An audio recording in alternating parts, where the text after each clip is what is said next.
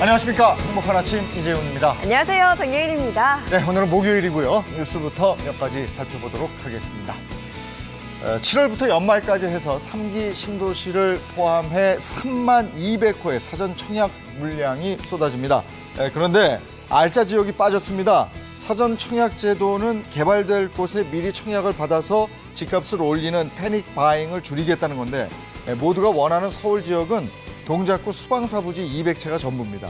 지난해 8.4 대책에 포함된 용산 캠프킴과 과천 정부청사 부지 등은 지자체 협의 문제로 모두 빠지고, 나머지 지역도 LH 땅 투기 논란이 있어서 일정대로 진행될지 장담할 수가 없습니다. 서울 집값 잡을 수 있을까요? 서울시가 대규모 재건축 또 재개발 사업 지역 4곳을 토지거래 허가구역으로 지정했습니다. 지정 대상은 압구정과 여의도 아파트지구와 목동 택지개발 사업지구, 성수 전략정비구역으로 총 54개 아파트 단지입니다. 투기 수요를 차단하겠다는 건데요. 지역 주민들은 혼란스럽다는 반응입니다. 규제로 묶인 것이 염려스러우면서도 재건축 규제 완화 기대감도 커졌기 때문입니다. 전문가들은 서울시가 부동산 규제를 풀기 위해 포석을 놓은 것으로 평가하고 있습니다. 가상화폐 광풍으로 우후죽순 생겨난 거래소, 오는 9월 대거 문을 닫을 수도 있습니다. 앞으로 거래소들은 은행의 실명 계좌를 받아야 되는데 깐깐한 심사가 전망되기 때문입니다. 국내에 있는 가상화폐 거래소는 약 100여 곳, 이 중 은행과 실명 계좌를 튼 거래소는 빗썸, 업비트, 코인원, 코빗 4곳뿐입니다. 거래소가 갑자기 문을 닫아버리면 최악의 경우에 투자자들이 돈을 모두 날릴 수 있어서 신중한 투자가 요구됩니다. 신학기 개학 이후에 학생과 교직원 확진자가 2,000명을 넘어섰습니다. 이에 교육부는 다음 달부터 서울 초중고 학생과 교직원을 대상으로 이동식 차량을 이용한 선제적 유전자 증폭 검사를 도입하고 3주간은 전국 학교, 학원을 대상으로 집중적인 방역 점검을 하기로 했습니다. 학생을 둔 가정은 이 방역에 더욱 신경 쓰셔야겠습니다.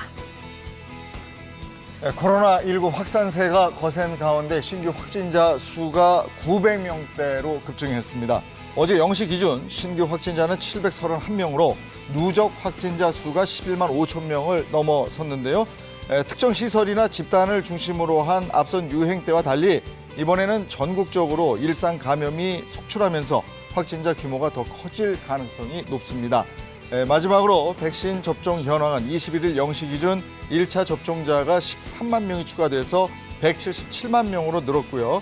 2차 신규 접종자는 11명으로 누적 2차 접종자 수는 6만 명입니다.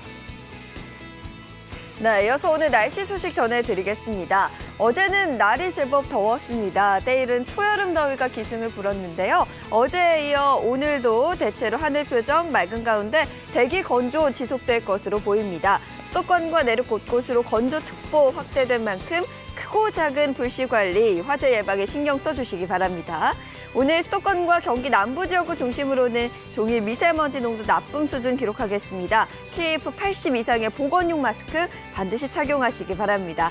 이어서 오늘 자세한 기온 보시면요. 오늘 아침 최저 기온 10도에서 15도, 한낮 최고 기온은 17도에서 28도 선까지 크게 오르겠습니다. 낮 동안에는 기온이 제법 오르겠지만 저녁에는 기온이 또 떨어지면서 큰 일교차가 예상됩니다. 대기질까지 나쁜 수준이니까요. 오늘 하루 건강관리 유의하시기 바랍니다. 4월 22일 목요일 행복한 아침 지금 시작합니다.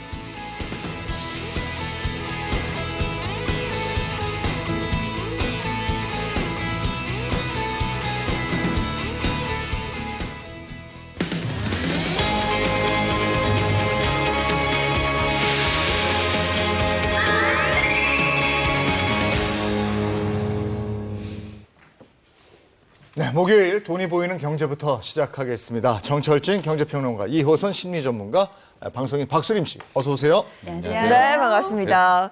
아니, 길거리 가다가 이런 현수막 많이들 보셨을 것 같아요. 뭐, 반값 아파트, 무주택자 특별공급 마감 임박. 맞아요. 이거 뭐, 기억 있으세요? 신규 분양이라고 해놓고 이렇게 많이들 붙여져 있어요. 네. 꼭 보게 되더라고요. 네, 많으니까. 네. 바로 그게 이제 지역주택조합 아파트라는 겁니다. 네. 그러니까 재개발 아파트라는 표현보다 요즘 이렇게 지역주택조합 아파트라는 표현을 많이 쓰게 되는데요. 일단 조건들이 있습니다. 어떤 특정 지역이 있을 거 아니겠습니까? 거기에 일정 기간 거주한 이제 사람들, 무주택자 혹은 85제곱미터 전용 면적입니다. 1주택자 이하들이 모여가지고 이제 하나의 일종의 조합을 만드는 거예요. 그 토지를 사들여서 거기에다가 기존 건물을 다 밀고 이제 집을 아파트를 세우는 네. 이것의 시작이 바로 지역주택조합인데 뭐 이따 오늘 얘기를 다 들어보시면 알겠지만 이게 성공 확률이 좀 상당히 낮거든요. 거기에 대한 과장 광고 이런 요즘에 사연들이 되게 많다라는 겁니다. 지역 주택조합 아파트 이렇게 광고하는 거 보면요, 인터넷 네. 들어가서 이렇게 보면 솔깃하게 돼 있어요. 네. 야, 아니 지금 이 지역의 집값이 이렇게 살 수 있다는 거야? 그리고 지금 집을 못 사신 분들은 이거 하루가 다르게 또 계속 올라가니까, 야, 이거 내가 잡아야 되겠다 이런데 꼭 알아보셔야 될 것들이 있어서요. 네. 오늘 그거 저희가 확실하게 한번 짚어보려고 합니다. 예. 돈이 보이는 경제 첫 번째 주제는요.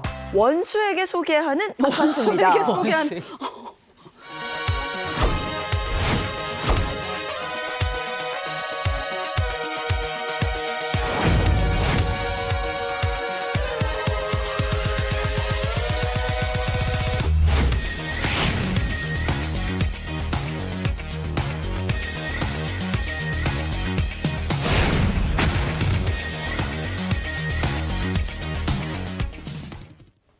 원수에게 소개하는 아파트, 그러니까 지역 주택조합으로 원수에게 소개하는 아파트라 이거예요. 이런 얘기 들어보셨어요? 아니 그 있잖아 인생이 심심하면 지역주택조합에 가입해라 이런 네. 얘기도 들은 적이 있어요. 그러니까 어르신들은 쏠깃해진대요. 네, 은퇴하고 네. 난 다음에. 그렇죠. 근데 네. 최근에도요, 이 지역주택조합에 대해서 안 좋은 소식들이 좀 들리던데요. 맞습니다. 이제 충북 청주에 재개발, 그러니까 지역주택조합인데요. 아마 한 200명 정도, 500명 넘게 조합원도 모였고 이들의 분담금이 200억도 넘게 모였었는데 이건 이제 사건 사고가 일어난 거죠. 그래서 뭐 조합장 뭐 일부가 다 하게 되면서 돈도 다 날리게 되고요. 그 사업은 거의 무너지게 되고 뭐 그래서 또 대행사도 또 내가 이렇게 노력했다 그러면서 네. 수십억을 또 청구하게 되고 또 그런 사연들도 있었고요.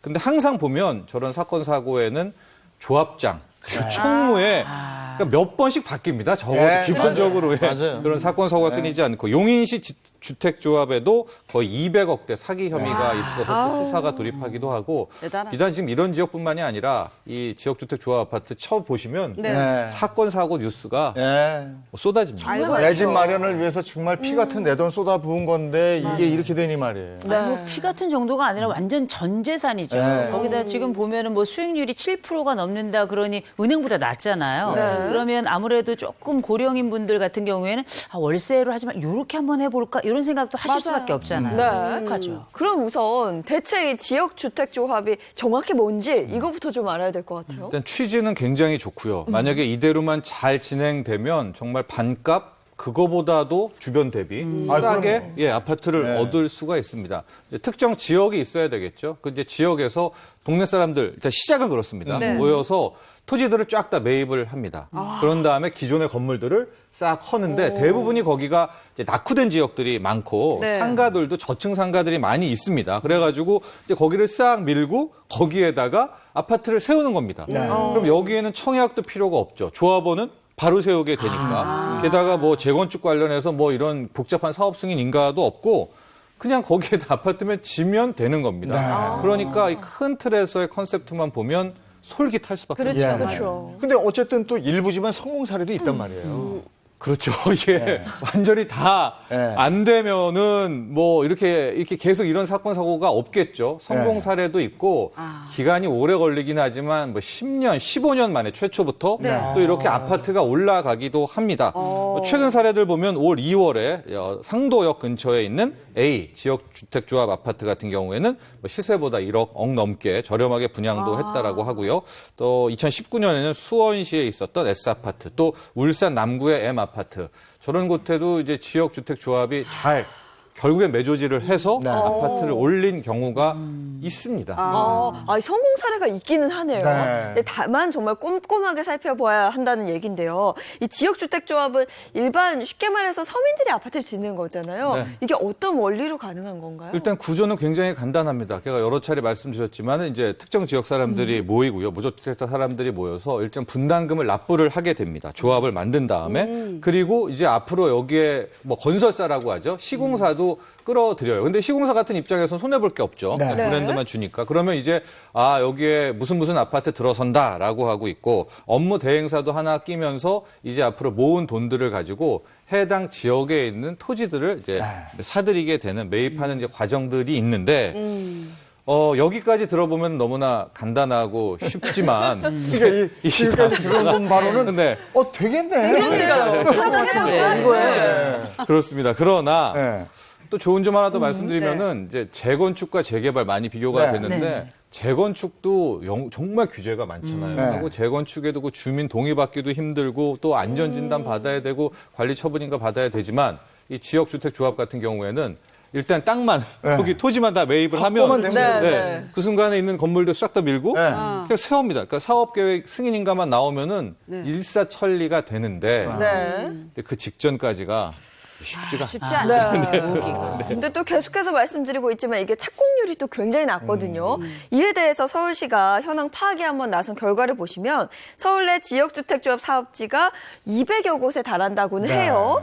그런데 이 중 정상적으로 착공한 사업지가 5곳 정도에 불과했다고 합니다. 그러니까 착공률이 5% 수준에 그치고 있다는 건데 왜 이렇게 또 착공률이 낮을까요? 아주 쉽게 생각하면 우리 뭐 요즘 영화도 있지만 옛날 느와르 영화 같은 거 보면 네. 뭐 이렇게 조폭들이 뭐 빨리 그 지역의 어떤 뭐 상가라든가 어떤 집 주인 뭐 쫓아내고 거기를 땅들 다 확보하지 맞아요. 않습니까? 네, 맞아요. 이 토지를 확보하는 게 정말로 어렵습니다. 네. 실질적으로 사업이 하게 되려면은 일단 80%한테는 이제 동의 일종의 네. 뭐 해도 됩니다라는 네. 거 받아야 되고 나중에는 거의 해당 지역주택조합이 95%의 네. 땅은 다 사들여야 되고요. 마지막에는 또 그 5%까지도 잘 협의가 돼야 돼요. 네. 네. 그래서 완벽하게 정말 평평하게 택지를 조성해야 되잖아요. 근데 우리가 영화도 봤지만 잘 안 됩니다. 네, 곳곳에서는 또 평생 일궈놓은 내 가게를 넘겨줄 수 없다라는 분들도 계시고요.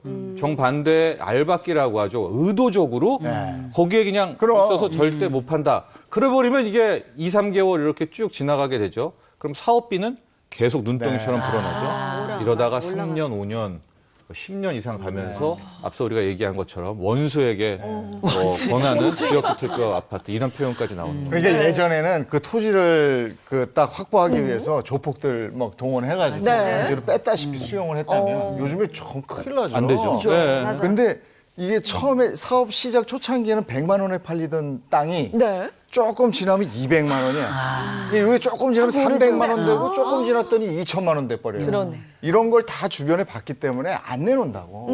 끝까지 쥐고 있어요. 네. 그러니까 사업 기간은 계속 늘어나고 막 이렇게 되는 건데.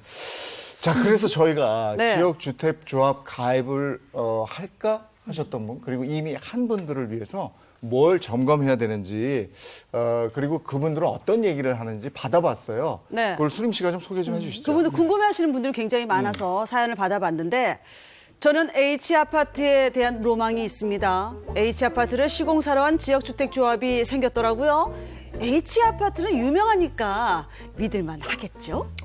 근데 이거는 제가 들어도 믿음이 좀 생겨요. 왜냐면 유명 유명한 시공사와 아파트. 함께 한다고 하니까 네. 이게 괜찮은지도 모르겠네요. 근데 여기에 속아 넘어서는 안 되는 거죠. 네. 그 건설사, 시공사는 그 아파트, H아파트 들어섭니다. 뭐 S아파트 들어섭니다. 이거는 엄밀히 말하면은 일종의 확정된 게 아닙니다. 네. 그 건설사 입장에서는 이름 팔아주는데 나쁠 거는 없죠. 네.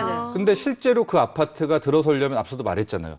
그 지난한 작업들, 토지를 확보해야 되고, 뭐 거의 그것도 95%를 확보를 해야 되고, 그러니까 이 브랜드 빌려준 입장에서는 다 되면 내가 아파트 지어주겠다는 거지. 그 아파트가 뭘 나서가지고 그렇죠, 절대 맞아. 그 사업을 해주는 게 아닙니다. 아니죠. 그러니까 여기에선 속아면 안 되는 거예요. 네. 그러니까 큰 시공사의 의미를 둬서는 안 된다. 전혀 그 브랜드가 의미가 없습니다. 네. 하고 중간에 몇 차례 바뀌어요 또. 그렇죠. 네. 그럼 다음 사연도 한번 들어볼까요? 자, 다음 사연입니다. 저는 5년 전에 지역주택조합에 가입했습니다. 아직도 토지 확보율이 19%밖에 안 된대요.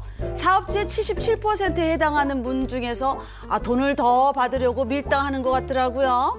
듣기로는 이전에 문중에게 토지 사용권을 받았다고 했는데 그것만으로는 사업을 진행할 수 없는 건가요? 토지 사용권을 네. 받았다. 그렇습니다. 그럼 되는 거 아니에요? 토지 사용권이면 출발점 정도 네. 이렇게 볼 수가 있습니다. 이제 80%. 근데 이게 가계약인 거예요. 그러니까 는 동의를 했지만 나중에 이 땅값이 뭐 너무 올라가죠. 왜냐하면 이제 아파트가 쓴다라고 하면 무조건 땅값은 올라가게 돼 있습니다. 근데 완전 나몰라라 할 수가 있고 파기도 있잖아요. 우리 가계약은. 그래서 완벽하게 95%의 확보를 토지 소유권을 확보를 해야 되니까 이게 굉장히 차이가 있습니다. 네. 가계약과 실제 확보가. 그래서 여러분들은 이 토지 확보율이라는 것을 꼭 물어봐야 됩니다. 그래서 보통 한 50% 이상은 돼야 되는데 앞서 사연은 19%였잖아요. 네네. 그리고 나머지 큰 규모가 있는 곳이 이제 문중 땅이라고 하면 네. 정말 이게 협상하기가 어렵고 계속 높게 부릅니다. 그러면은 그 분담금은 누가 내야 될까요?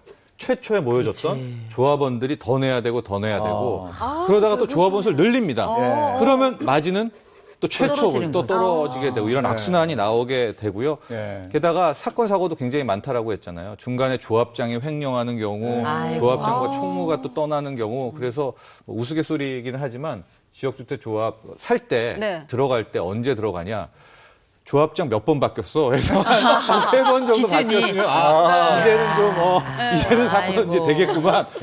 그 정도로 사건 사고가 많습니다. 그 정도로 그 안에 분쟁이 많군요. 어마어마한 뭐 횡령들이 일어났었다는 거죠. 그리고 저도 그 얘기 들었는데 그 토지를 확보하기 위해서 그 지역에 사는 분들 몇 분이 계속 거기 달래고 막걸리 먹고 이래가면서 제가 아는 분들도 하루 종일 그 동네 분들하고 막걸리 마시면서 달래고 이런 게 일이고 막 이런 분들도 있어요. 분담금 얘기가 나왔는데 이 분담금이 처음에 뭐 이를테면 뭐 1,000만 원 내라 이게 다가 아니라면서 계속 막 늘어난다면서요. 이게 이제 뭐 쉽게 생각하면 이런 겁니다. 우리가 지역 조합, 주택 조합이 모여가지고 한 200억 정도를 모았어요. 근데 그 땅을 다 매입은 200억에 못하죠. 뭐 거의 최초의 계산은 한 600억, 700억이 필요하다고 하면 은행을 이제 끼는 거죠. 그래서 이거 결국 이렇게 쭉쭉쭉 청사진이 되면 잘 쓰게 되니까 뭐 400억을 빌려줘라.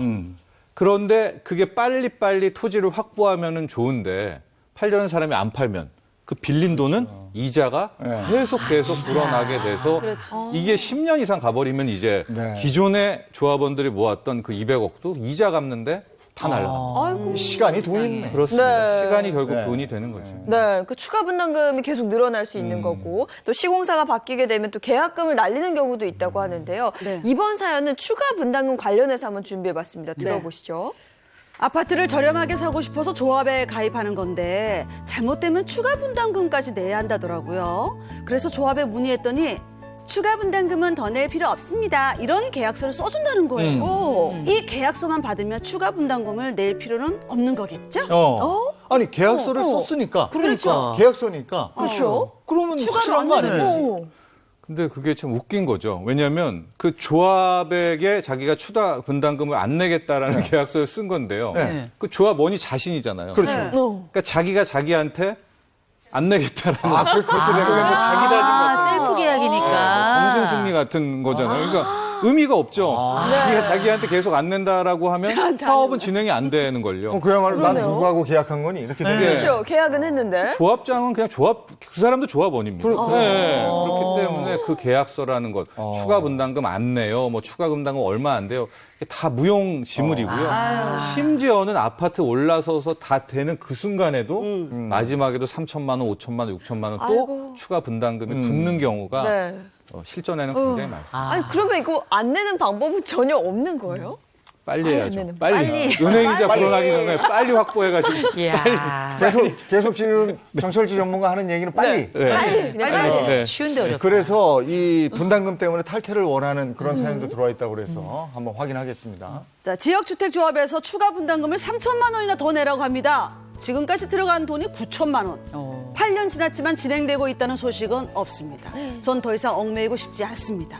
탈퇴하고 싶은데 탈퇴하면 원금 9천만 원 돌려받을 수 있습니까?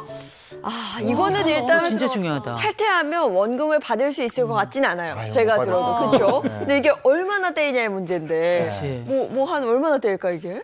그런 거 있잖아요. 뭐 들어올 때는 쉬어도 근데 나갈 쉽지 때는 않다. 누구 맘대로 나가냐라는 거. 조직이네. 네, 이 주택조합이 첫 시작할 때는 분담금이 비싸지가 않아요. 보통 한 뭐 500만 원에서 800만 원으로 시작하고 그렇게 시작해서. 네. 1,000만 원, 2,000만 원으로 시작을 하니까 얼마나 꿈에 부풀겠어요. 그런데 쭉쭉쭉 가면서 1,000만 원 더 내세요, 2,000만 원 더 내세요 하고 이렇게 쭉쭉 가죠. 그러면 일정 부분의 조합원들은 못 버틴단 말입니다. 네. 그래서 야 그냥 나올래 라고 하게 되면 일단 청구서를 받아보면 그동안의 사업비라는 게 네. 굉장히 많이 들어갔을 거 아니겠습니까? 그래서 또 사업비 떼야죠. 위약금 떼야죠. 위약금. 예. 큰 틀에서 했는데 한 명 빠진 거 아니에요. 그렇죠. 그럼 안 되지 않습니까? 네. 이런저런 다 내면 절반도 자기가 낸 돈에 못 건져서 어머나. 회피하는. 그럼 그러니까 날리는 거죠. 지역주택조합이 어려운 힘든 점 중에 하나가 나올 때 네. 빠질 때도 쉽게 탈퇴하기가 힘들다는 점도 꼭 기억을 하셔야 됩니다. 그러면 성공하는 조합에 들어가려면 확인해야 되는 것들은 뭐가 있을까요? 일단은 계속 말하지만 확보,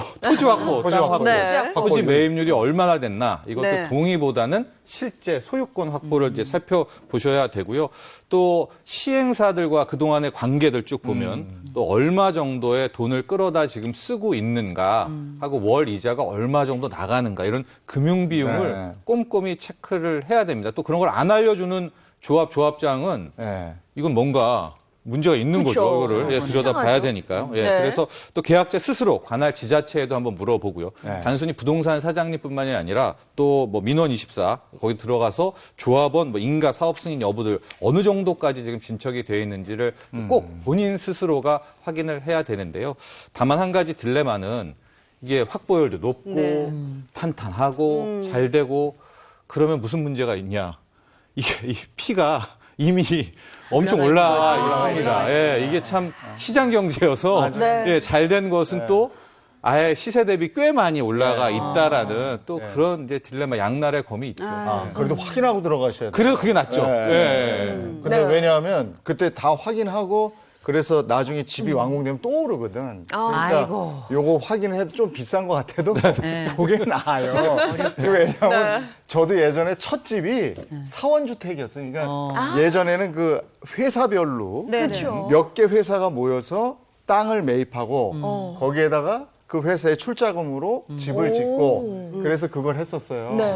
그래서 저는 그걸로 첫 또 집을 그 직원 중에 한 분이 조합장이 됩니다. 조합장이 네. 됐죠. 근데 또 그 사람이 또 뭐 어떻게 사고를 했다고 치죠. 또 난리 아이고. 그래서 말 많죠. 오래 걸려서 꽤 오래 걸려서 뭐 한 5년이면 된다 치면 한 7, 8년 걸려서 그래도 입주할 수 있었거든요.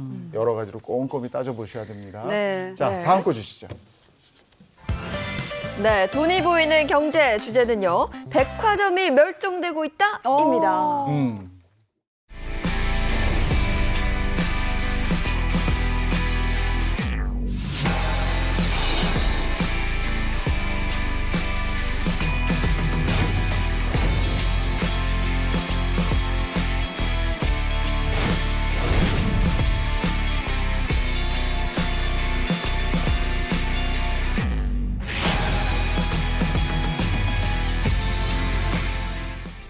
근데 저건 좀 헷갈리는 게 얼마 전에 새로 오픈한 백화점 막 사람 엄청나게 그렇죠. 많던데. 인기 있다고 했는데. 저는 가보지는 못했는데 SNS상으로 엄청 전 갔다 왔어요. 사진들 막 올려놓는데 예. 와 화롭더라고요. 많이 네. 들어가요. 근데 뭐 그 새백화점 아니더라도 제가 이틀 전에 그 종로에 갔는데 깜짝 놀랐어요. 아침부터 백화점에 줄이 막 쫙 서 있는데 제가 볼 때는 그거는 뭐 상징적으로는 보복 소비 아닌가 이런 생각이 들 정도로 진짜 많던데요.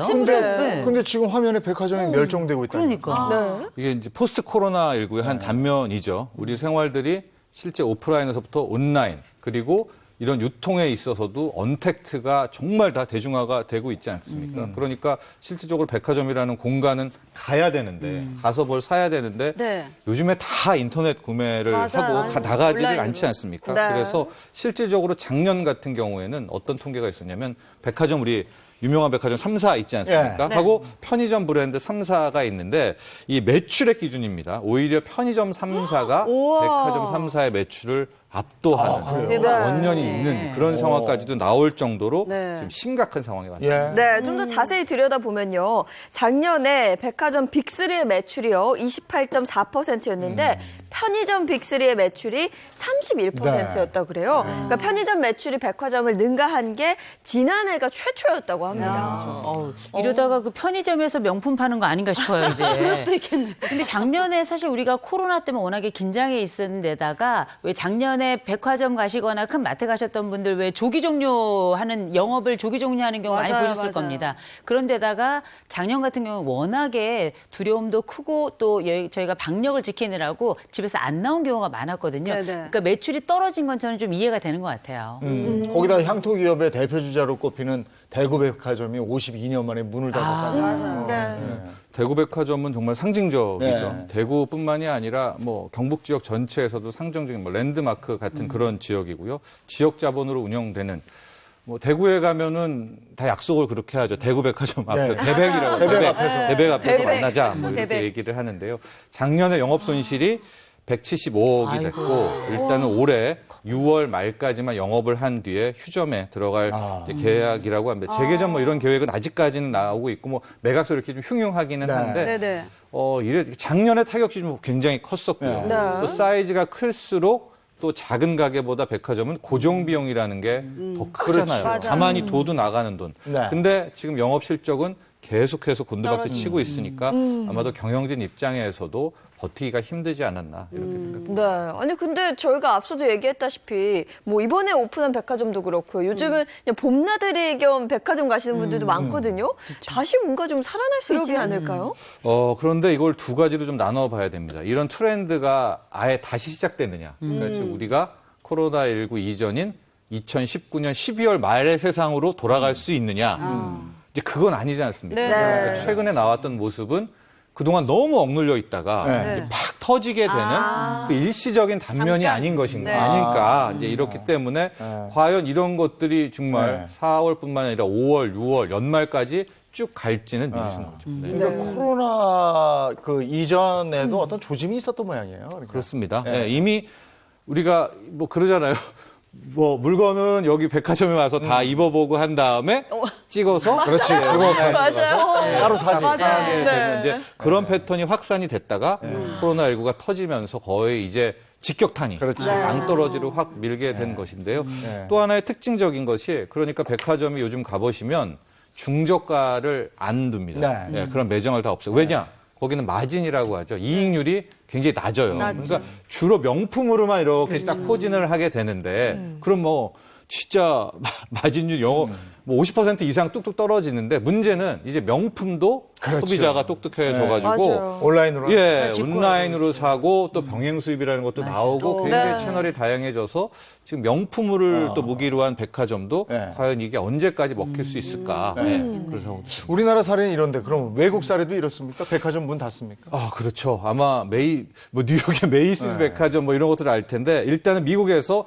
시어스 거의 100년, 120년 전통을 가진 백화점이었었고요. 네. 또 백화점 하면 우리가 무조건 메이스 가자 하는 메이시스 백화점도 폐점하겠다고 밝혔고요. 미국의 상황도 이렇고 실질적으로 거기 5번가가 되게 명품 거리인데 네.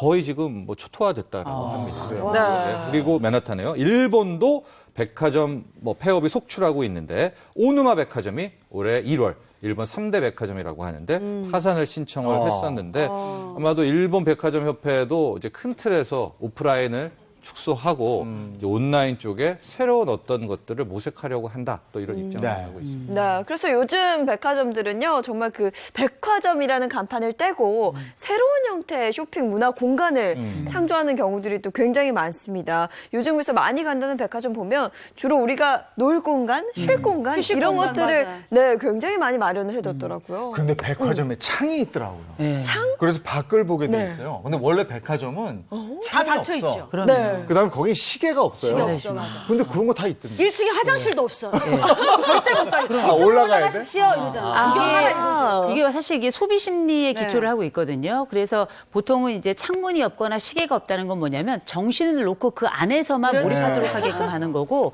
그리고 대부분 이제 큰 대형 마트 같은 거 보시면 들어갈 때는 이렇게 약간 내리막으로 돼 있고요. 나오는 출구는 약간 오르막으로 돼 있습니다. 이게 뭐냐면 그 안에서 내려갈 땐 쉽지만 나올 때는 쉽게 나오지 못하도록 하는 일종의 심리 전략이거든요. 이런 많은 요소들이 우리가 알고 있던 기존의 대형 매장뿐만 아니라 인기 매장들의 이제 핵심이고, 그 안에서 이제 음악을 어떤 게 트느냐 이런 것도 굉장히 중요한 건데, 저도 이번에 깜짝 놀란 게 아까 말씀하셨던 최근에 그 새롭게 연 그 백화점에 보니까 정원이 굉장히 많은 데다가 창도 굉장히 넓고 온통 그 안쪽에 모든 매장이 다 보일 정도로 굉장히 잘 보이는데, 그거와 비슷하게 목동에 있는 한 백화점도 제가 얼마 전에 갔는데 네. 옥상 쪽을 아예 정원으로 만들어놨어요. 그렇죠. 맞아요. 예전에 없던 새로운 트렌드가 시작된 것 같아요. 하늘공원처럼. 네. 맞아요. 실질적으로 지금 계속 우리 이호선 교수께서 설명을 했지만 이제 공간을 아예 대폭적으로 이제 힐링 컨셉트를 적용을 한 겁니다. 그래서 뭐 어떤 백화점 같은 경우에는 전체 매장의 절반 정도가 다 조경 그런 공간들로 지금 다 해놓고 있고, 매장도 제가 앞서 말했지만 이제는 중저가 이런 것들이 거의 없어요. 거의 굉장히 소품종으로 가서 이제 일부 백화점 요번에 가시면 알겠지만 먹거리하고 고가 명품 매장밖에는 없는 극한으로 가고 있습니다. 그 이유가 뭐냐면 일단 마진이 엄청 높죠.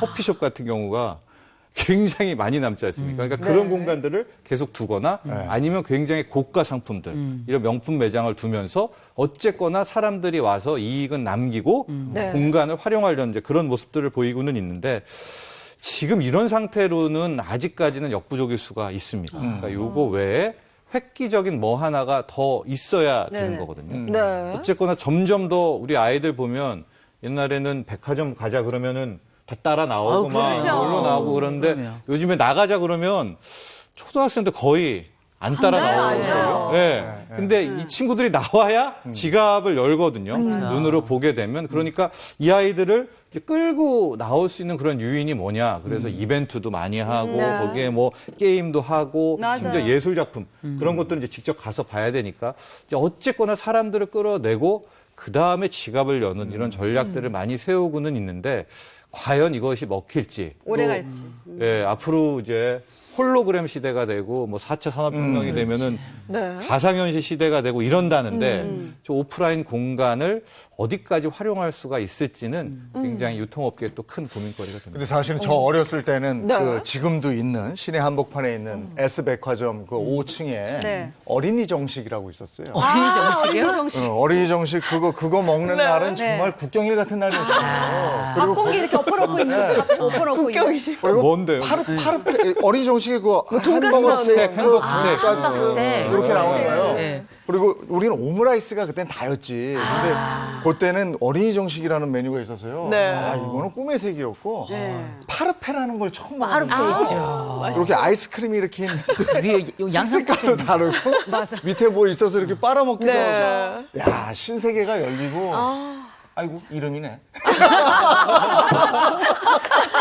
그랬었던 기억이 있어요. 애들 먹는 거에 유혹은 쉽지 않은 것 같아요. 그렇죠. 워낙 널린 게 먹는 게 많으니까 게임 같은 걸로 많이 유혹하기도 하죠. 이제는 뭐 다 시켜 먹기도 하고요. 맞아요. 근데 이제는 부정할 수 없는 온라인 시대가 열렸잖아요. 맞아요. 그냥 온라인에 더 집중하면 될 텐데 그럼에도 불구하고 오프라인은 계속해서 놓지 못하고 있네요. 그렇죠. 한 앞으로 20년 후에는 정말로 가겠죠. 다 온라인으로 가겠는데 일단 대형 현재 백화점들을 보면 오프라인에 어마어마한 사업들이 다 있잖아요. 지금 당장 온라인으로 가버리면 그것들은 다 어떻게 되겠습니까? 그러니까 그런 대형 공룡들이 이렇게 이동도 못하고 있고 이동 못하는 사이에 뭐 쿠팡이라든가 이런 다른 온라인 전용 베이스들이 막 치고 들어가는 거죠. 네이버 쇼핑이라든가 마켓컬리라든가. 그렇기 때문에 이러지도 저러지도 못하고 있는 그런 상황인데요. 아마 항공모함이니까 조금씩 방향을 틀지 않을까 또 이런 생각을 해봅니다. 세상의 변화 속도가 놀랍습니다. 아이고 어떻게 따라가야 되려는지 말이죠.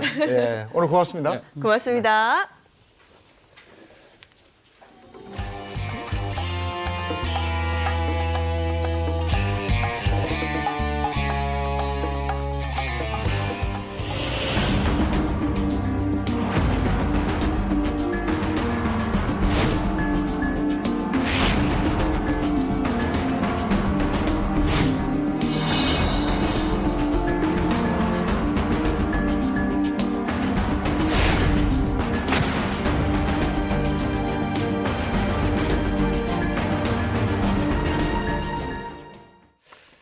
네, 금주에 일어난 사건, 사고 얘기를 나눠볼 텐데요. 먼저 지금 화면 보셨습니다마는 발효유 불가리스에 대한 비판 계속 일어나고 있습니다. 네, 그렇습니다. 맘카페에서는 뭐 남양유업이 또 남양유업 했네요. 믿고 거르는 남양유업 뭐 역시나 불매할 일들만 만들고 있다. 이런 성토의 글들이 막 올라오고 있습니다. 네. 저도 이번에 좀 깜짝 네. 놀랐는데요. 실제 우리가 코로나19에 대한 두려움이 지금 뭐 작아졌다 커졌다 하지만 여전히 굉장히 수위가 높은 상태인데 네. 사람들이 그러면 어떤 게 우리의 면역이나 혹은 어떤 게 어떤 백신의 방식 혹은 치료의 방식이 있을 것인가 고민이 많은데 이 와중에 사실상 민감성과 불안감을 다 가지고 있는 소비자들에게 굉장히 혁신적인 뉴스라고도 볼 수 있는데 알고 봤더니 이게 사실이 아니었던 거잖아요. 네. 신뢰가 떨어질 뿐만 아니라 화가 치미는 거죠. 네. 불가리스 제품이 코로나19 바이러스에 효과가 있다 이렇게 자사가 네. 남양유업이 발표를 했고 역풍을 맞고 있고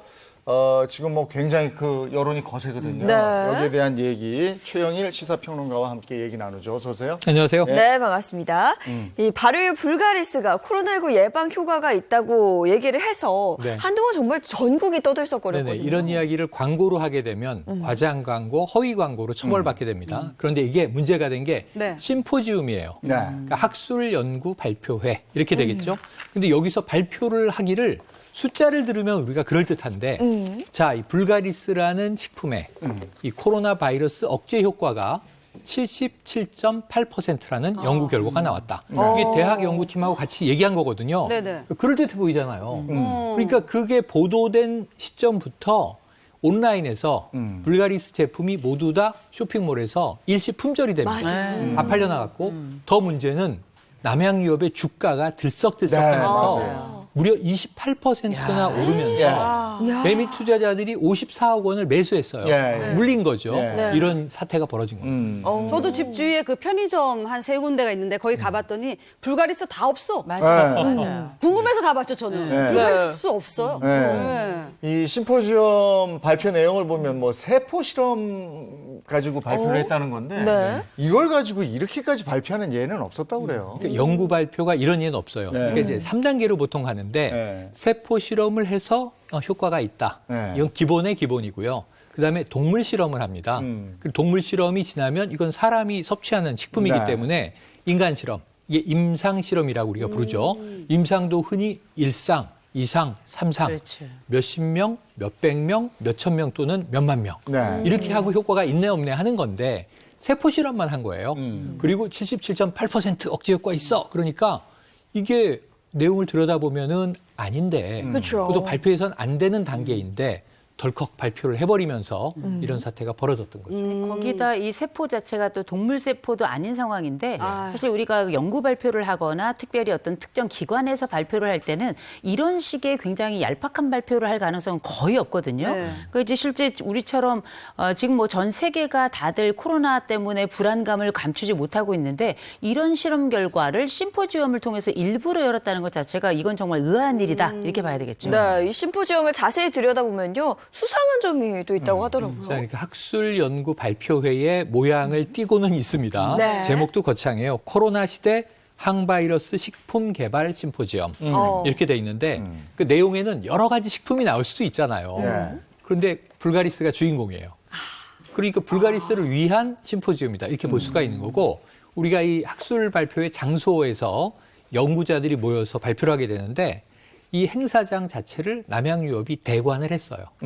그럼 이건 남양유업이 주최한 행사 아니야라고 볼 수 있어요. 네. 이 이제 표면에는 연구팀이 나와 있지만 그리고 나서는 이게 독감 예방에는 99.999% 효과가 있었고 네. 코로나 억제에는 77.8% 효과가 있었고 네. 매우 그럴듯하게 이제 수치를 발표하다 보니까 자 이게 대부분 이렇습니다. 포장은 심포지움이었지만 내용은 불가리스 홍보가 아니었느냐. 네. 실제로 섭취하라는 얘기도 많이 했다고 합니다. 그리고 발표자도 알고 보니 남양유업 남양유업? 관계자. 아이고. 그리고 돈도 남양유업에서 댔고. 네, 그렇죠. 네네. 그러니 뭐 다. 그러니까 이건 사실은 홍보 행사를 이름만 학술로 덮어씌웠다 이렇게 볼 수 있겠습니다. 네. 네. 그러니까 남양유업에 돈을 받고 연구를 하는데 그 당연히 그쪽으로 그렇죠. 치우칠 수밖에 없잖아요. 네. 그렇죠. 그렇잖아요. 당연한 거죠. 그러니까 이재용님이 저한테 밀가루를 다 주셨어. 좀 빵 좀 만들어주세요. 그 빵을 만드는데 이재용님 건 더 맛있게 제가 만들 거 아니에요. 네. 돈을 받았으니까. 어. 아니, 그런 식이지. 그래도 연구 결과는 공정해야죠. 그러니까요.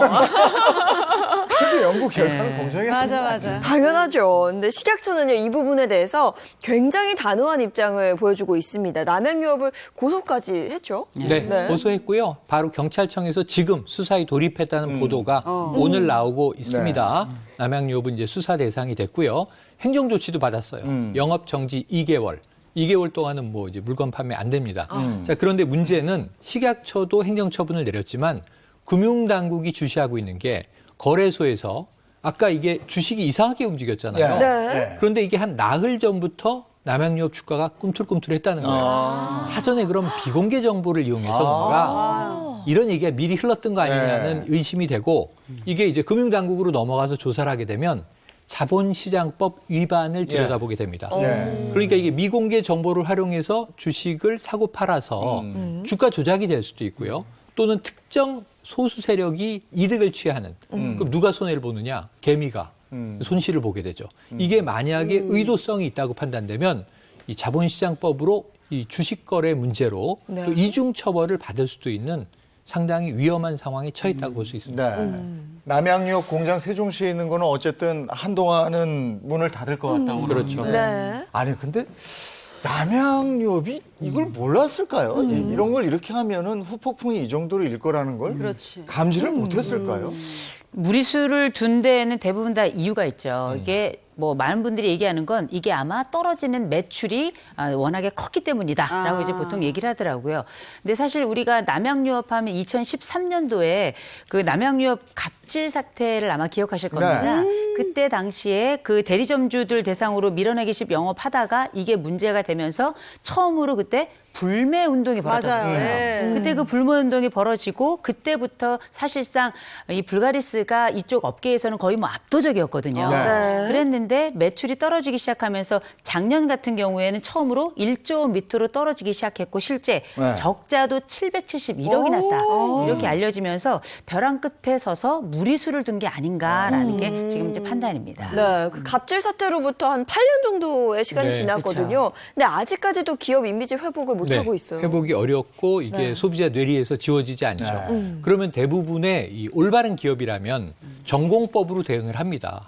이 불신을 씻어내고 좋은 기업으로 이미지를 바꾸기 위해서 노력을 하는데 지금 무리수를 동원했어요. 지난 8년 동안.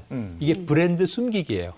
자, 프렌치 카페 커피 믹스가 있어요. 여기에 남양유업이라고 찍혀 있잖아요, 포장지에. 스티커를 붙여요. 브랜드 숨기기. 그리고 이제 이름을 바꿉니다. 예를 들면 이제 이 유통업체와 함께 PB 상품을 개발하죠.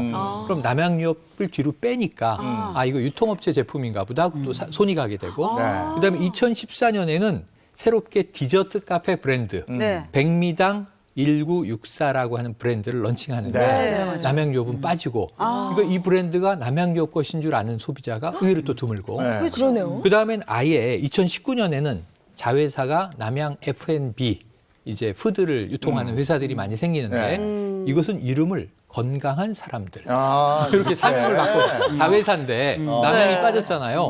그러니까 지금 이런 이 서브 브랜드가 많은데 남양을 다 숨겨왔던 거예요. 속았네. 기업이 이름이 있는데 자기 이름 못 쓰고 다른 이름으로 숨긴 거죠. 홍길동이죠. 네. 아버지라고 부르지 못하고 내 이름을 형길동이라고 못 쓰고. 이게 어떻게 보면 악수를 뒀다고 봐야 되겠죠. 이게 소비자 입장에서는 그게 불법은 아니겠으나 이걸 굳이 가릴 필요가 있겠나 이런 생각이 들고 또 하나 나가서는 지금 온라인상에서 이번에 남양 사태를 또 한 번 맞으면서 오히려 숨은 남양 찾기 운동이 벌어질 판이에요. 그래서 사실 관련된 연계 사업들이 어떤 거를 있나를 실제 네티즌들이 찾아가면서 이걸 뭐 올리고 사진을 찍고 이런 상황이거든요. 이게 그만큼 이 불신에 대한 그 속상함 또 신뢰가 떨어진 것에 대한 이 불만 이런 것들을 한꺼번에 표출하는 게 아닌가 싶어서 한면으로 조금 안타깝기도 합니다. 슬프네요. 여기가 또 품질 문제도 있었죠. 그러니까 지금 친환경 아동 식품이에요. 네. 친환경이고 어린이를 위한 식품이고 그랬는데 여기서 곰팡이가 에이. 나왔습니다. 아이고. 그래서 공식 사과문을 냈지만 네. 이미지 타격을 피하기는 어려웠습니다. 그런가 하면 애기들 먹는 분유에도 녹가루 나온 적 있잖아요. 네.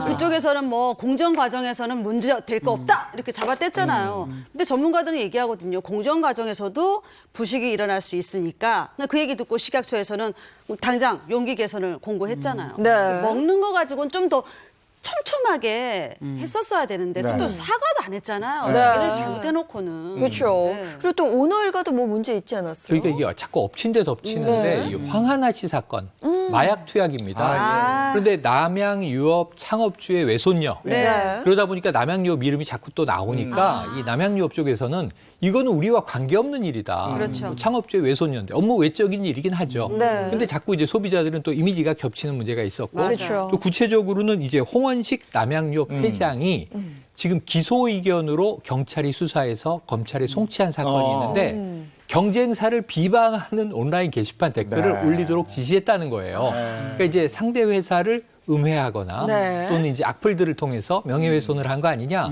이런 지금 이제 곧 소송도 벌어질 예정이어서 일파만파입니다. 네. 이게 어쩌다 이렇게 됐나 싶을 그렇죠. 정도로 지금 남양하면 이게 도덕성하고 이렇게 결부되는 것 같은 느낌을 많이 주고 있거든요.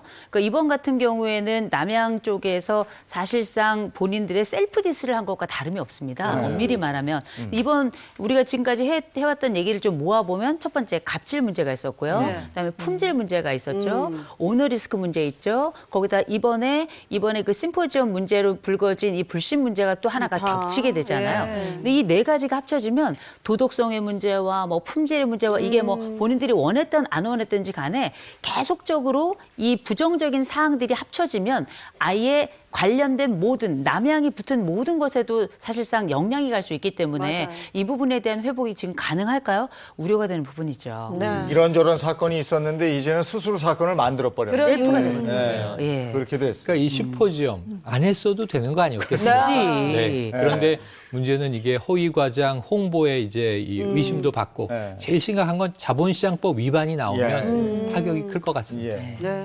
자, 다음 주제 보겠습니다. 네, 사건 24시 두 번째 주제는요. 범인은 운전 미숙 아니면 공유 차량입니다.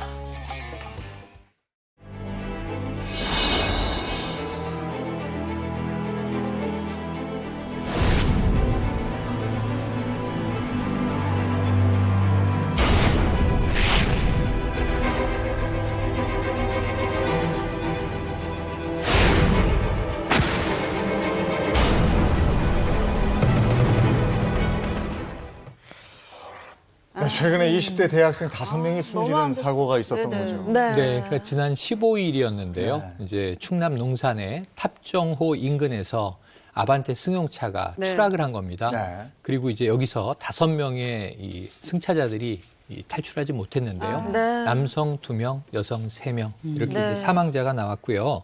경찰이 지금 이제 정밀 조사를 하고 있습니다만 네.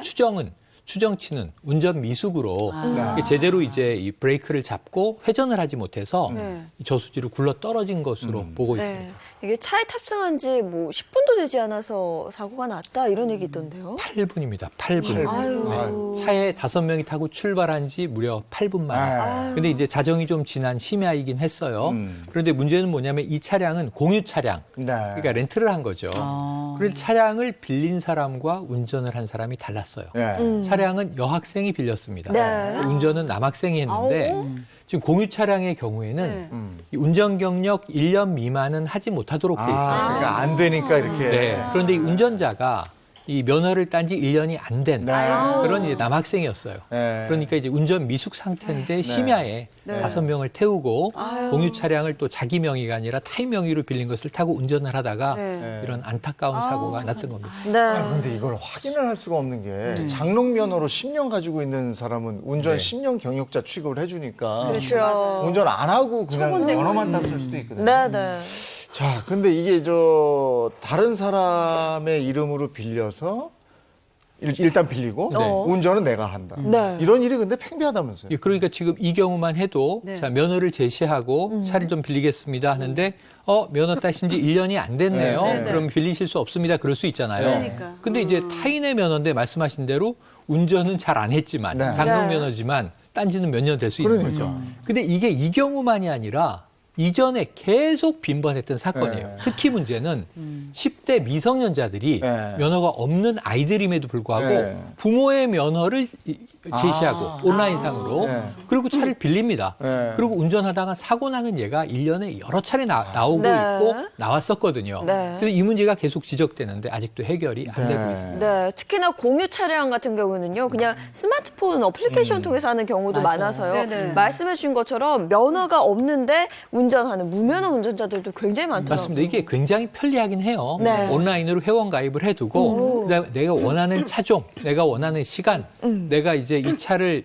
인수할 주차장, 갖다 놓을 곳 다 지정만 하면 앱을 통해서 모든 게 손쉽게 원스톱으로 되죠. 이루어지거든요. 맞아요. 그런데 문제는 편리함에 더불어서 이러한 위험성, 이 무면허 운전자들이 악용할 가능성이 너무 쉽게 열려 있다는 네. 게 맹점입니다. 2년 전에 강원도 그렇죠. 강릉에서도 뭐 공유차 운전하던 10대 5명이 바다로 추락하는 이런 사고 혹시 있었다는 얘기 대표적인 들었거든요. 사건이죠. 네. 지난달에도 또 세종시에서 10대가 이 무면허로 공유차를 운전하는데 아무래도 이상해서 경찰이 단속하려고 하니까 도주를 한 거예요. 아주 위험한 추격전이 벌어지기도 했고 네. 10대가 뭐 이렇게 교통사고를 내거나 네네. 들이받거나 많아요. 사망이나 상해가 많아요.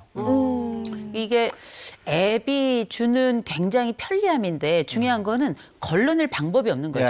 이를테면 뭐 기입하는 거 간단하게 기입하고 나면 그게 누군지, 그게 10대인지 아니면 심지어 10대가 그보다 어린지도 그렇죠. 그 판단을 하기가 어렵기 때문에 맞아요. 생겨나는 건데 문제는 우리가 지금처럼 뭐 장롱면허든 뭐든 법적으로 문제가 되는 경우도 그렇고 법적으로 문제가 안 돼도 그렇고 이런 안전성이 본인들만의 문제가 아니잖아요. 사고가 나면 뭐 함께 탑승했던 사람들도 그렇지만 상대 차량이 또 무고하게 어려움을 생겨나는 일도 생기기 때문에 이 부분에 대해서 어떤 기술적인 부분을 좀 해소할 수 없나 이런 생각도 좀 해봐요. 네.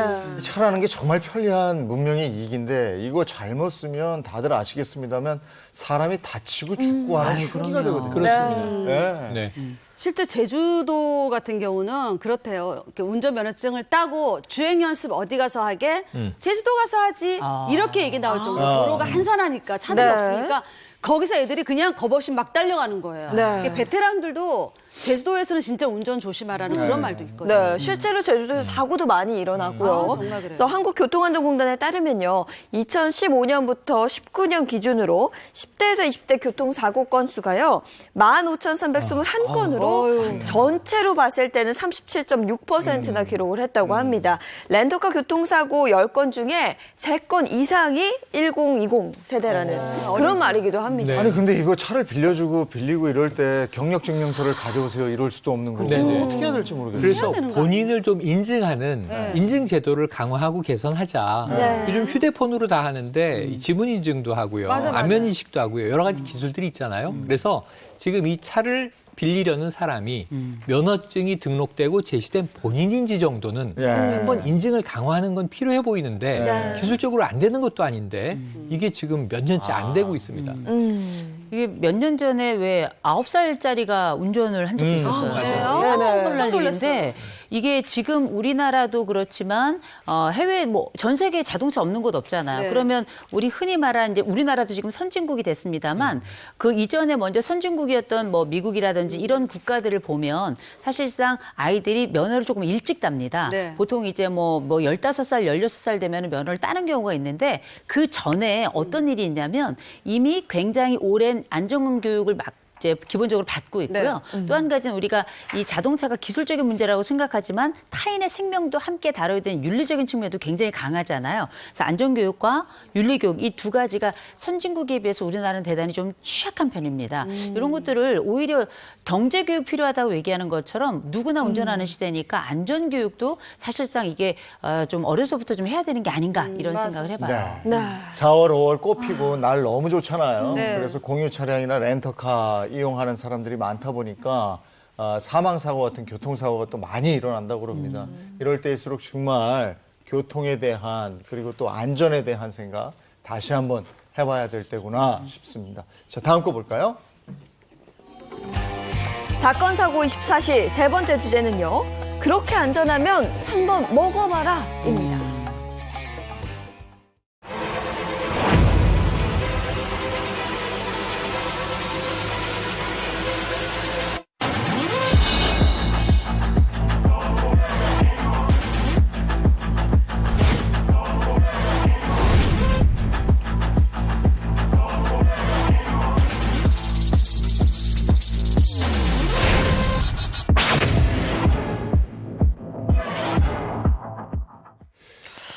적어요, 적어. 네. 일본 정부가 원전 오염수 버리기로 결정한 거죠.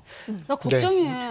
먹거리 어떻게 해, 이제? 그러니까요. 저는 해산물도 되게 좋아하는데. 그러니까 주위에 보니까 소금들을 그렇게 많이 사서 제 친구는 엄청 많이 샀어요. 너 왜 이렇게 소금 많이 사? 했더니 김장 때 쓰려고. 말은 그래요, 그냥. 그게 사재기였던 거예요. 근데 걱정되니까. 그런데 이게 네. 처음 있는 일이 아닌 게 그 전에 처음에 후쿠시마 원전 얘기 나왔을 때 이미 천일염 사재기는 있었어요. 네네. 이미 있었고 저도 한번 사봤었네요 그때. 예. 근데 그렇게 걱정이 되죠. 그만큼 크다는 얘기고요. 네. 맞아요. 사실상 우리가 최근에 중국에서 뭐 방사능 우럭 이런 얘기가 나왔는데 저는 그 어떤 생각이 드냐면 옛날에 우리가 신토불이라는 말 굉장히 익숙합니다만 이제는 신해불이라고 해야 될 거 아닌가. 그러네. 네. 그래서 그만큼 우리가 먹고 있는 먹거리에 대한 안전 불안감이 커지고 있는데 문제는 이런 불안감은 그냥 멈추지 않고 반드시 일반화가 일어납니다. 네. 다른 영역까지 확대될 가능성이 굉장히 커지는 거죠. 네, 많은 분들이 걱정하고 계시고 우려감이 점점 커지고 있는데 이 물이 사실 굉장히 위험한 네, 거잖아요. 이게 신해불이는 아무 의미가 없습니다. 네. 바다는 여러 나라에 다 통해 있잖아요. 네. 아, 그러게. 이 선을 그어서 여기서부터 우리 땅 할 수도 없는 거고 네. 그게 제일 위험한 건데 거슬러 올라가면 2011년 3월에 이 동일본 지진이 있었고요. 네. 이때 후쿠시마 원전이 그 충격으로 폭발합니다.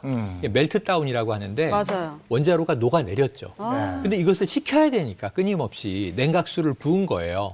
그러니까 방사능 물질이 잔뜩 오염이 된 냉각수가 흘러 나온 네. 게 지금 벌써 10년 됐지 않습니까? 네. 그게 지금 125만 톤이 쌓여 있는 것이고 아, 지금도 흐르고 있고 매일 아. 하루에 나오는 양이 4인 가구가 한 5, 6개월 쓸 정도의 물이 매일 쌓이고 있는 건데 이게 언제까지 나오느냐면 2051년까지 앞으로 30년 더 나옵니다. 어머, 어떡해. 근데 이걸 이제 더 이상 쌓아두기가 부담이 되니까 네. 이거를 이제 해수로 방출하겠다 하는 이야기가 나온 건데 네. 이건 정말 위험한 일이고 위험하죠. 칭찬받을 일이고요. 일본은 처리수라고 부르지만 네. 이걸 우리는 오염수라고 부르죠. 그렇죠. 그러니까 깜짝 방류 결정을 내린 네. 거거든요. 왜일까요? 원래 몇 년 전부터 예견은 됐던 일이에요. 네. 그런데 일본 정부가 그동안 방류 결정 아직 공식화하지 않는다.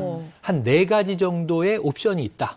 예를 들면 뭐 이걸 땅에 매립하는 방법, 계속 이것을 이 저수조를 늘리는 방법, 그리고 뭔가 화학적인 처리를 통해서 이것을 안전하게 중화시켜서 공기 중으로 이제 기화시켜 버리는 방법, 그리고 이제 이것을 처리를 해서 희석해서 바다로 방류하는 방법.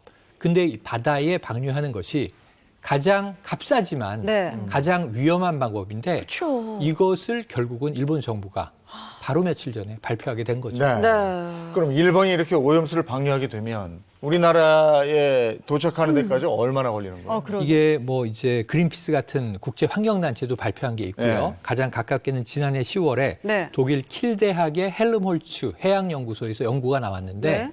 이게 먼저 어디로 가냐면요. 방출하면 인구 국가인 우리한테 오는 게 아니라 태평양을 건너서 해류를 타고 캘리포니아 해안을 때립니다. 아, 캘리포니아. 예, 그리고 이게 돌아 우리 제주 바다로 오는데 200일 걸리고요. 동해 바다까지 오는데 280일 걸려요.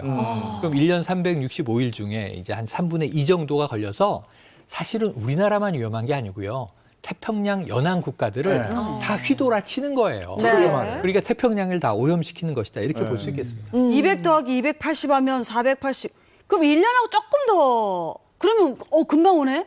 금방 너무 오죠. 빠르잖아요. 네. 우리 어떻게 해야 돼, 그럼? 9개월 걸립니다. 네. 근데 일본은 이 오염수를 처리수라고 칭하면서 네. 먹어도 안전하다 이런 얘기를 하더라고요. 이게 확인된 바가 없습니다. 우리 정부가 지속적으로 요구하는 게 자, 그럼 방류해도 괜찮다는 과학적 근거를 제시하시오. 데이터를 좀 인접 국가에 공유해 주시오. 우리도 보고 안전하다는 확증을 좀 받고 싶소. 이건데 데이터를 공개한 적이 없고 공동조사 하자고 해도 응하지 않고 점점 수상했던 거예요. 네. 네. 근데 적어도 이 처리수라고 일본이 부르지만 삼중수소, 이거 방사능 물질입니다.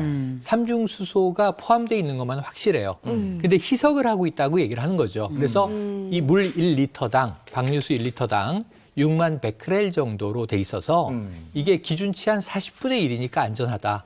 국제 기준의 7분의 1이다. 이렇게 얘기하고 있는데 이게 확인이 안 되는 거고요. 네. 또 다핵종 제거 설비를 통한다고는 하는데 보니까 115만 톤 중에 30% 정도만 기준치를 통과한 것으로 도쿄 전력에서 스스로 발표를 했어요. 네. 그럼 이거는 외부에서 객관적 조사를 한 게 아니라 자체 조사를 한 것도 그렇죠. 30%만 지금 기준치를 통과했으면 네. 70%는 위험하다는 얘기잖아요. 그렇죠. 여기 삼중수소만이 아니라 해산물 오염의 문제인데 세슘 137이라는 방사능 물질, 스트론튬 90이라고 하는 방사능 물질이 포함되어 있는 것이 지금 나오고 있습니다. 그럼 방사능 오염수가 우리 인체에 미치는 영향은 어떤 걸까요? 영향은요, 80년대에 체르노빌 원전 사고가 그렇지. 소련, 구소련에서 일어납니다. 네. 이게 영화로도 만들어졌고 다큐멘터리도 만들어졌는데 네. 지금 그 체르노빌 지역은 아직도 폐허예요. 이 원상복구되려면 수백 년 걸릴 것이라고 나오는데 네네. 가장 심각한 문제는 이게 혈액암이라든가 인체의 각종 맞아요. 희귀암을 유발하는 방사능 물질이 몸에 축적이 되게 되고요. 네. 가장 무서운 것은 체르노빌에도 나오는데 기형아 출산이 아유. 굉장히 많아지는 맞아요. 위험한 일이 벌어졌습니다. 네. 그리고 바다 오염된다는 거는 자연스럽게 환경 문제로 이어질 수 있는 부분이거든요. 이게 바닷물이 휘돌아서 뭐 해산물을 오염시키고 그다음에 이제 연안 국가들의 해안을 휘감는다가 네. 정도가 아니고 바닷물의 기능은 뭐가 있냐면요. 우리가 비가 내리잖아요. 네. 이 바닷물이 날씨가 더워지면 기화가 돼서 수증기가 됐다가 구름이 돼서 비가 각 되죠. 나라로 돌아가고 비로 내립니다. 맞아요. 그러면 서울은 내륙이잖아요. 네네. 바닷가가 아니잖아요. 네. 이게 안전한가? 비 맞으면 이게 안 돼. 방사능 오염 비가 될 가능성도 유력합니다. 네. 방사능 비라고 하는 게 사실 우리가 일본에서 있었던 히로시마에서 원폭이 폭발하고 그리고 나서 내렸던 비를 우리가 상상을 하게 되잖아요. 네, 맞아요. 그만큼까지는 않겠지만 결국은 우리가 사실상 낙진에 노출이 된다라고 봐야 된다고 저는 보거든요. 네네. 그만큼 네. 위험한데 최근에 우리나라도 기후위기 관련된 관심이 굉장히 많습니다만 이게 단순한 기후를 넘어서서 인위적으로 만들어진 환경이 상황에 대해서 저는 어떻게 미국이 이게 이 부분에 대해서 그냥 침묵하고 있는지 네네. 또 다른 외국도 안전한 게 아니거든요. 네, 맞아요. 세계적인 공조도 해야 되고 일본의 책임도 명확한 것 같습니다. 미국은 침묵 느낌이 아니고 은근히 지지 그러니까요. 그냥 하라고 하는 네네네. 것도 헷갈리는 거고 일본 국민들은 더 네. 불안한 거 아니겠어요? 그러니까 이제 일본의 언론 보도를 보면 일본 국민들이 다수가 반대하는 여론조사가 나오긴 하는데 네. 우리나라처럼 뭔가 막 들고 일어나고 그런 분위기 아니고요. 맞아요. 일본은 어쩔 수 없다. 뭐 정부가 하는 일이니 알아서 하겠지 이런 분위기고 다만 환경단체와 일부 어민단체들은 네. 굉장히 격노했어요. 네. 그래서 우리나라 어민들과 함께 한일 어민단체가 여기에 대해서 일본 정부에 항의하고 있는 상황이기도 네. 하고요. 네. 일단 IAEA 국제원자력기구에서 조사를 하기로 했기 때문에 우리 정부는 한국의 대표단도 포함시켜달라 이렇게 요구하고 있고 일본은 검토하겠다라고 하고 있습니다. 알겠습니다. 오늘 이 문제는 여기까지 하겠습니다. 오늘 함께해 주셔서 고맙습니다. 고맙습니다. 오늘은 아침에 날이 이렇게 맑은 날은 아니더라고요. 네, 오늘은 또 전국적으로 미세먼지 걱정도 있어요. 특히나 수도권이나 경기 남부를 중심으로 먼지 농도 높게 나타난다고 하니까요. KF80 이상의 미세먼지용 마스크 반드시 착용하시고 오늘은 외출이나 환기도 좀 자제하시는 편이 좋겠습니다. 좋은 하루 보내시고요. 저희는 내일 아침 8시 더 알찬 내용으로 돌아올게요. 행복한 아침, 행복한 하루 되십시오. 고맙습니다. 고맙습니다.